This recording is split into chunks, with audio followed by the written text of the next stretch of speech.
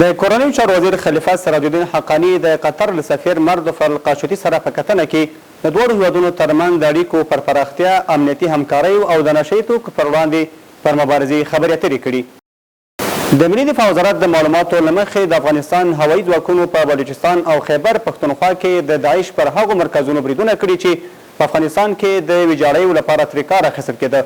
وزارت زیاتوي دغه بریدونو کې دښمن ته درانه مالي او ځاني زیانونه اوښتي چې ملکي وګړو ته پکې زیان نه دی رسېدلی. دغه راز دفاع وزارت خبرداری ورکړی چې افغان دفاعي ځواکونه به هر هغه موخه له منځه یوسي چې افغانستان د بې ثباته کولو لپاره ترې ګټه اخیستل کیږي. د رئیس الوزرا اداري مرستیال مولا عبدالسلام حنفي وایي چې جګړه د ستونزو حل نه دی او هیوادونه باید پرمختګ ته پام وکړي.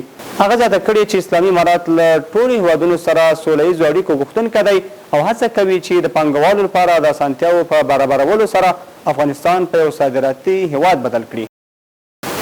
د ملګرو ملتونو د 2016 کال راپور ښیي چې په افغانستان کې د کوکنارو د تولید 95% کمښت د نړۍ د هیروینو بازار محدود کړی. د دې کمښت له امله د مصنوعي نشه یي توکو د زیاتېدو ویره شته چې د نړیوال امنیت او روغتیا لپاره نوې ننګونې ګڼل کیږي. بشکک کې افغان سفیر عبدالشکور حقانی د قرغیزستان د بهرنیو چارو وزارت له چارواکو سره په لیدنه کې د دواړو هیوادونو ترمنځ د سیاسي، اقتصادي او فرهنګي همکاریو پر پیاوړتیا او افغان سوداګرو ته د ویزو پر اسانتیاو ټینګار کړی دی.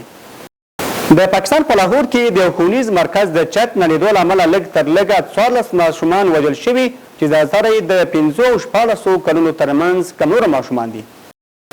د اوکراین پر زاپوریژا ښار د روسیې د بمباریو له امله 2 تنه وژل شوي او 15 نور ټپیان دي. د ملګرو ملتونو سرمنشي انتونیو ګوتریش د فلسطیني کډوالو د مرستندوی ادارې د مالي سقوط د مخنیوي لپاره له غړو هیوادونو د 100 میلیونه ډالرو بیړنۍ مرستې غوښتنه کړې. یاده اداره په غازي، لبنان، اردن او سوریه کې 2.8 میلیونه فلسطینیانو ته اړینې بشري، ښوونیزې، روغتیایي او د سرپناه اسانتیاوې برابروي.